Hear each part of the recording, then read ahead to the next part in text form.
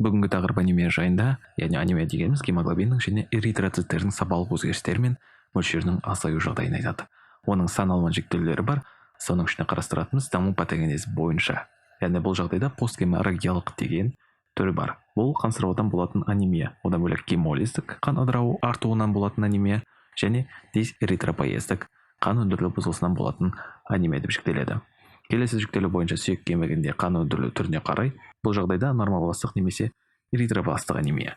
Екінші түрі мегалобластық анемия деп жіктеледі. Келесі жіктелу сүйек кемігі қызметінің қалпына келу қабілетіне қарай, яғни регенерациялық. Бұл жағдайда сүйек кемігі қызметі жеткілікті дәрежеде қалпына келеді. Одан бөлек гипорегенерациялық, яғни сүйек кемігі қызметінің қалпына келуі төмендеген. Гипоплазиялық немесе аплазиялық деп жіктеледі. Бұл сүйек кемігі қызметі қатты төмендегенде немесе жоғалған жағдайда айтылады. Кейінгі жіктелуі түстік көрсеткіш бойынша. Бұл кезде гипохромдық, яғни түстік көрсеткіші 0,8-ден төмен жағдайды қарастырады.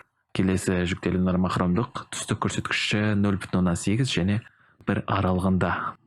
Келесі гипохромдық, түстік көрсеткіші 1-ден жоғары болған жағдайды қарастырған.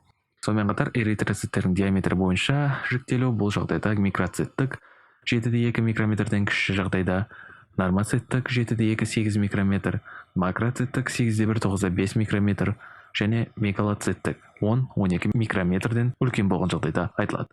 Осымен тәмам, келесі видеоларда біз жеке-жеке тоқталатын боламыз.